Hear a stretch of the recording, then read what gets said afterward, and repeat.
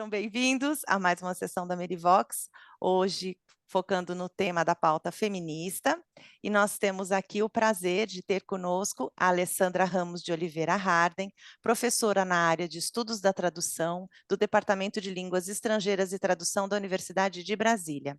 Ela tem doutorado pela University College Dublin, na Irlanda, com tese sobre textos científicos do Iluminismo brasileiro. Trabalha com textos técnicos e jurídicos e vem pesquisando na área de tradução, feminismo e ativismo. Alessandra, é um prazer ter você conosco aqui hoje e nós vamos começar compartilhando os seus slides para a sua Tá fala. bom. Muito obrigada, Dani. Eu que agradeço essa oportunidade. Eu acho essa iniciativa de vocês assim muito interessante. Eu espero que todos estejam me ouvindo direitinho. Então, eu estou muito feliz de estar aqui hoje com vocês. Vou contar com a ajuda do Daniel para passar os meus slides. Já agradeço antecipadamente. Então, eu entendi que eu tenho 20 minutos de fala, é isso, né? Tá. Exatamente. Eu vou tentar me manter aqui e já não, como sempre, a gente que é professor tende a falar demais, né? Então a gente tem que segurar um pouquinho. Então, o que eu queria trabalhar com vocês hoje, apresentar para vocês hoje, tem esse título, né? Tradução e Direito Feminista, Ligações pela Reescrita. Pode passar, Daniel. Isso é um resultado assim, né? É uma pesquisa em andamento, mas eu fiz agora, estou chegando de um pós-doc, fiz o meu pós-doc na área de reescritas de decisões judiciais pela perspectiva feminista, com a professora Fabiana Segre, da Universidade de São Paulo, campus de Ribeirão Preto, Departamento de Direito. Então, fui para uma área que tem tudo a ver com linguagem, mas não está dentro da área de letras, né? Nós vamos ver isso daqui a pouco. E por que eu fui parar nessa área, né? Eu trabalho já com tradução jurídica há muito tempo, eu dou aula disso há muito tempo na UNB, mais tempo do que a gente pode falar, né? É, e tenho uma formação em direito e tal, então foi meio que um caminho natural assim para mim, né, dentro da minha carreira acadêmica. E por que agora essa questão do feminismo? Porque eu tenho um grupo de pesquisa ligado ao CNPq, com o título Tradução como Ferramenta de Resistência e Inclusão. Esse grupo tem 3 linhas de pesquisa. A primeira é tradução e a mulher em produções textuais e contextos editoriais diversos, ou seja, o mundo, né? A segunda linha é tradução e inclusão, questões de linguagem e visibilidade, que aí a gente sai um pouquinho da questão só feminina ou feminista e vai para outras áreas. Já trabalhei até com questões de jovens com altas habilidades, né? Orientei outras áreas ligadas a grupos que precisam ou estão lutando também para ter maior visibilidade e inclusão na nossa sociedade, né? E o último, que é Tradução, Feminismo e Estudos Negros, História e Novos Desafios. Então, vocês, pode passar, Daniel, vocês veem que é uma pauta do nosso grupo que está bem ligada a isso, né? Então, em princípio, o que que nos une com o direito? O que que une a tradução, os estudos de tradução, que provavelmente muitos de vocês aqui já estudaram, ou já têm algum tipo de conhecimento, né? Já que é a nossa profissão. Então, o que que une esses estudos da tradução com o direito, né? É uma prática acadêmica, não o direito como um todo, não a tradução como um todo. Estou falando de um estudo de direito e um estudo de tradução com uma perspectiva mais crítica, né? Então, nós estamos comprometidos, talvez, uma palavra forte, mas comprometidos com a questão das mudanças sociais, ou seja, uma certa inquietação com a sociedade do jeito que está hoje, né? Nós vemos ou enxergamos nela pontos que podem melhorar ou pontos que são inadmissíveis na nossa concepção, etc., né? E nessa vivência, nesse olhar, a gente tem, então, a influência de movimentos ou posicionamentos diversos, né? Aí a gente está falando da questão dos direitos humanos, dos feminismos. Aqui é importante trazer esse feminismo no plural, né? Porque nós reconhecemos que são práticas diversificadas, práticas que envolvem interseccionalidade e outras, né? Um feminismo que pode ser radical, ou que pode ser um feminismo, enfim, são várias correntes, né? Um olhar também para o movimento negro, de uma forma geral, para o movimento LGBTQIAPN+, né? Pessoas com deficiências, ou pessoas neurodivergentes, ou com altas habilidades, e a necessidade de ir além da conscientização da existência das desigualdades. Então, a gente reconhece essas desigualdades, mas a pergunta é o que nós podemos fazer para ir além disso, para sair do discurso, né? Então, nesse sentido, a tradução ou a interpretação como uma posição também de ativismo político, né? Daniel, pode passar, por favor. Aqui, então, dentro dessas teorias críticas da tradução e do direito, nós temos as influências do pós-estruturalismo, dos estudos culturais, dos estudos pós-coloniais, dos estudos de gênero, ou dos estudos queer, né? Da teoria crítica do direito e dos feminismos. Então, tudo isso influenciando o que a gente trabalha dentro dos estudos da tradução e essas linhas mais críticas do estudo do direito, incluindo aí a teoria feminista do direito, tá? Pode passar, né? Por favor. Eu trouxe essas duas citações que eu vou tentar ler aqui uma tradução que eu fiz, muito mais ou menos, assim, para ajudar vocês na hora da interpretação, né? Então, a primeira, que é a Ian Stevens, tem um errinho aí de ortografia, são as duas citadas pelo Berman, tá, e pelo Wood, tá? Então, em um mundo de populações e tecnologias em transformação, em que a língua e a cidadania estão bem enredadas, com o poder econômico, militar e cultural, a linguagem e a tradução aparecem em cada junção.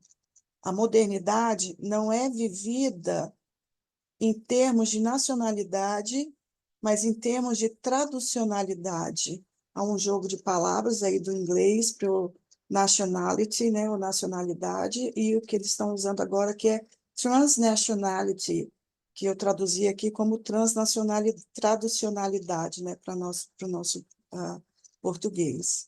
A segunda citação: a tradução ilumina tanto a outridade cultural em jogo nos estudos contemporâneos ligados à nacionalidade, quanto a outridade epistemológica que opera na própria língua.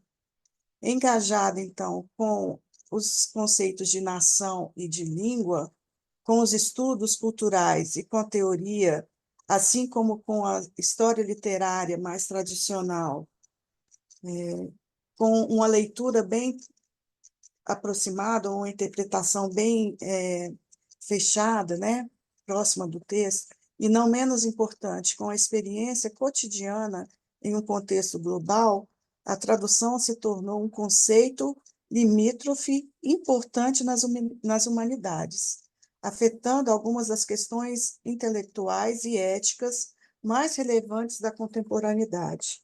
Ela exige atenção a valores culturais e a desigualdades econômicas e políticas, a escolhas individuais e, talvez de forma mais óbvia, a outridade em seus aspectos linguísticos e culturais. No processo, a tradução traz para primeiro plano, ou dá prioridade, né, a algumas questões éticas explícitas. Então, a gente já vinha falando há muito tempo, né, a gente não, né, os autores, que como a tradução, na hora de você fazer, pegar um texto e transformar em outro, ou na hora que você tá interpretando, né, uma fala e transformar em outra, como essas desigualdades são importantes ou afetam as nossas escolhas, né? E aqui agora os autores mesmo de outras áreas, né, dentro das humanidades, estão colocando a tradução como um ponto muito importante, como um ponto que desvela,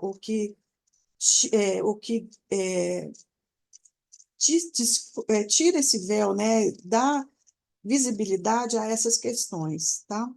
Daniel, pode passar, por favor.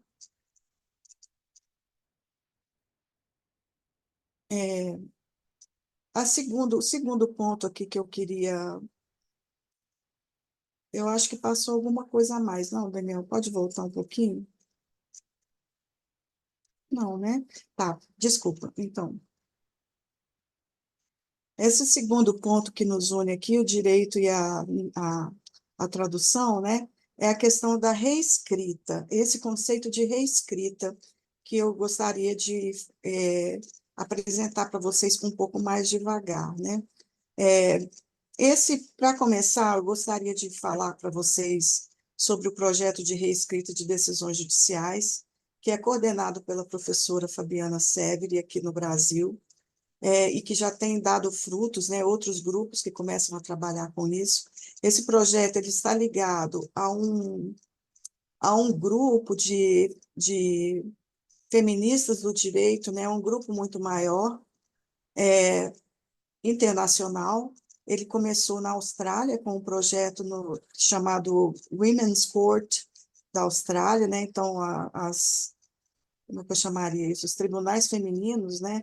Da Austrália. E ele se disseminou, ele foi levado para países como a Inglaterra, os Estados Unidos,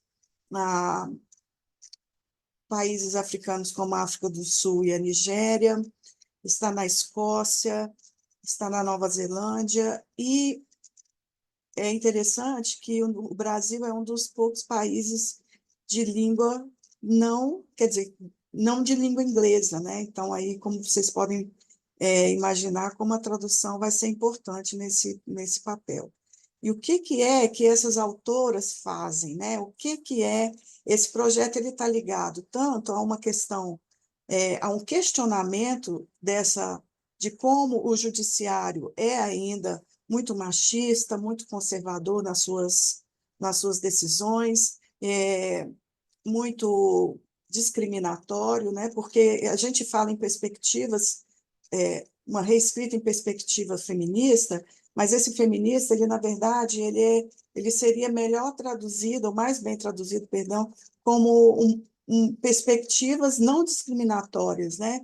Porque ele entra na perspectiva antirracista, ele trabalha com a questão das pessoas com deficiência, trabalha com a questão das crianças. Então, são grupos minorizados que recebem uma atenção maior por parte dessas reescritoras, né? Então, uma decisão judicial interessante desse ponto de vista é escolhida, ela é estudada, existe uma espécie de comentário e ela é reescrita como se aquele juiz ou aquele desembargador ou aquele ministro das Supremas, das Cortes Superiores fosse ou tivesse conhecimento de pontos, quer dizer, tivesse conhecimento não, né? Como se ele acolhesse, ele ou ela acolhesse ou adotasse uma perspectiva feminista, uma perspectiva antidiscriminatória, uma perspectiva antirracista.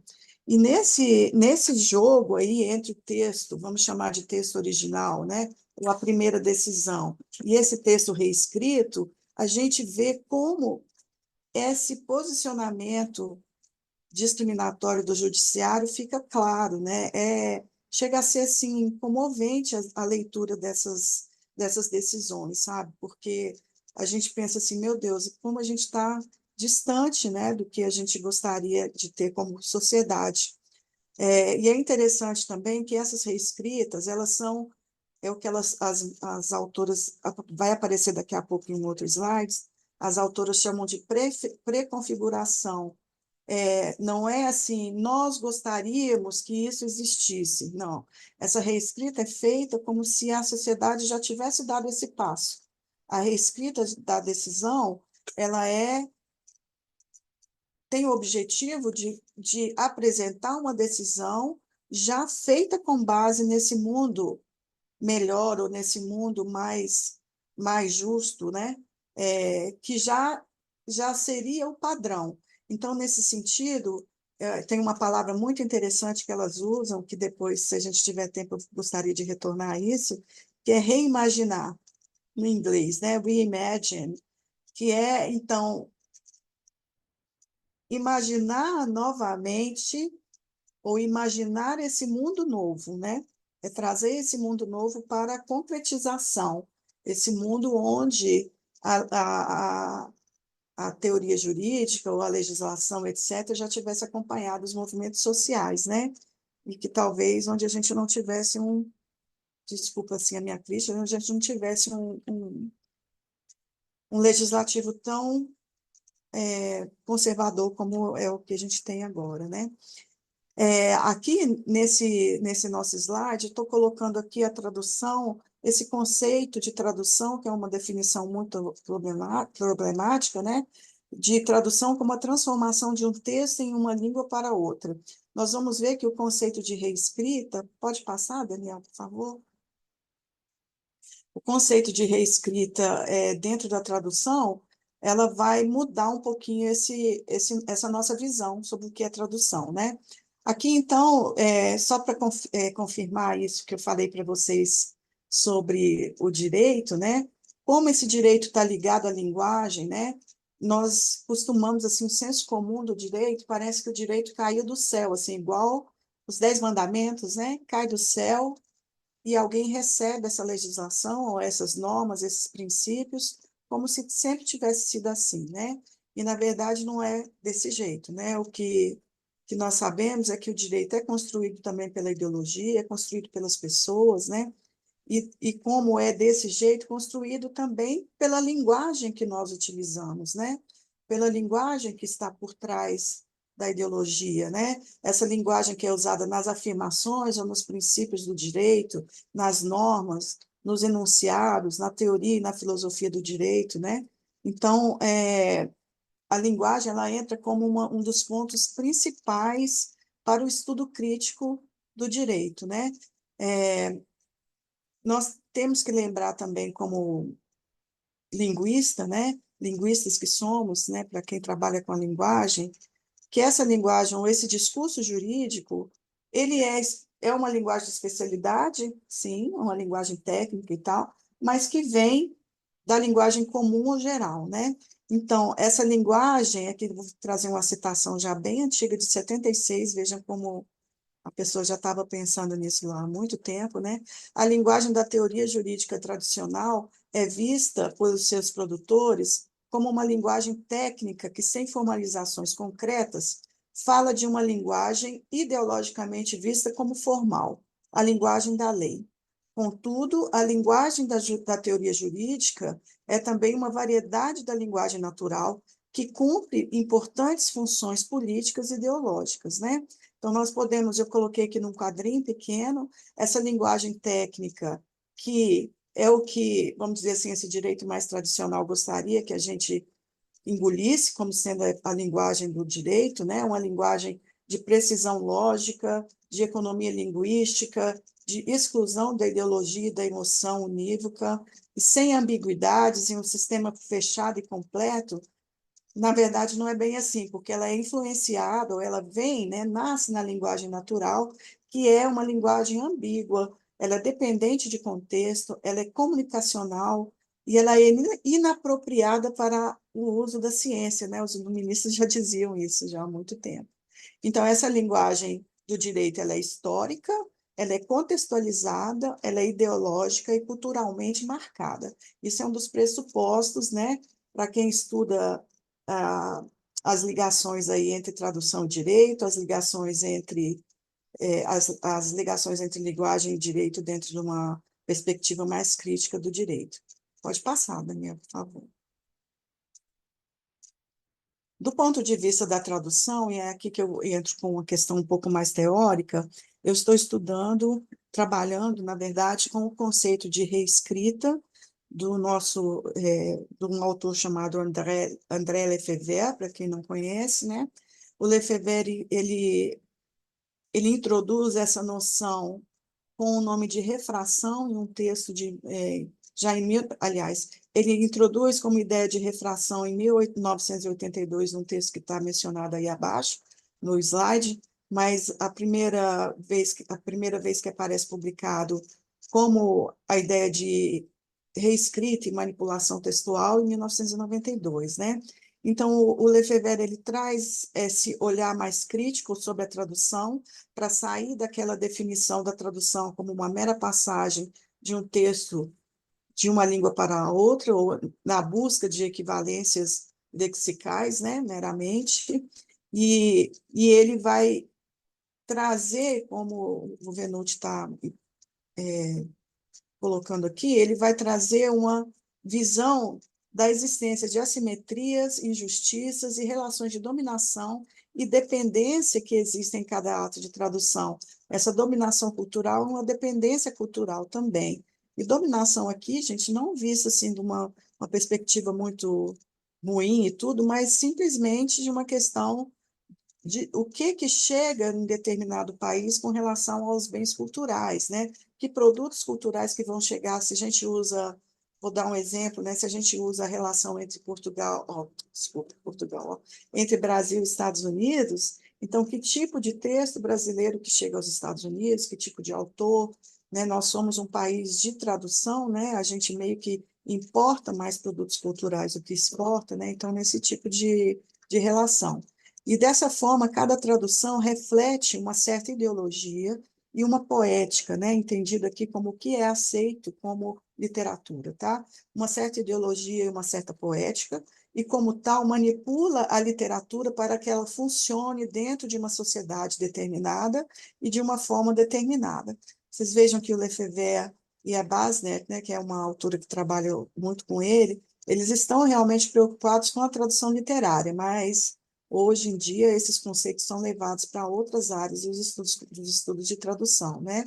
Então, essa reescrita acolhe a manipulação que é intrínseca ao texto, quer dizer, não tem aquela... O que o Lefebvre disse a gente sempre escuta assim, a tradução sempre perde alguma coisa, né? E, claro, o Lefebvre, isso não é, quer dizer, é uma perda, pode ser uma perda, mas ela é intrínseca ao ato da tradução. Então, a gente não precisa falar de perda ou de, o texto é menos rico. Ele vai ser um texto diferente, reescrito naquela outra língua, conforme conforme as limitações culturais, ou mesmo as restrições ideológicas que essa outra língua, que essa outra cultura vão impor ao tradutor ou à tradutora, vão impor a esse agente textual e também ao texto, né? E aí ele coloca como reescritores pessoas que vão lidar com esse texto, não apenas os tradutores, mas também os editores, os professores, no sentido de que os professores vão indicar ou não esse texto, que vão dar uma determinada interpretação para esse texto dentro de sala de aula, né? Aos críticos que vão reagir a essa tradução ou a essa entrada desse texto nessa nova cultura, né? Que são os responsáveis pela leitura e pela divulgação dos textos nas culturas, tanto de partida quanto de chegada, né? Eu vou dar só um exemplo aqui, bem rápido, meu tempo está correndo aqui, né? O Lefebvre, ele fala num texto de 82, sobre um texto do Bertolt Brecht, que foi traduzido para o inglês na época, 1930, 30 e poucos, e é transformado num musical. Então, é A Mãe Coragem e Seus Filhos, que é uma peça do Brecht, muito pesada, que fala sobre a Guerra dos 30 Anos, muito densa e triste, e é transformado em um musical, né? E o que o Lefebvre vai falar? É claro que há problemas, porque não foi feito para ser um musical nos termos americanos, até tem, assim, uma questão um pouco romântica, etc., né? Mas, de qualquer maneira, é como esse texto chega aos americanos. É o primeiro contato que os americanos têm com os trabalhos do Brecht, que depois vai sendo divulgado de uma forma mais, vamos dizer assim, mais apropriada, né? Pode passar, Daniel. Deixa eu ver onde que eu estou. Então, essa citação aqui, né, que meio que ajuda a gente a entender isso, né? Pensar os conteúdos ideológicos de uma cultura nada mais é que perceber, em um contexto dado, em que sistemas de valores, as representações que eles encerram, levam a estimular processos de resistência Estimula. ou de aceitação do status quo.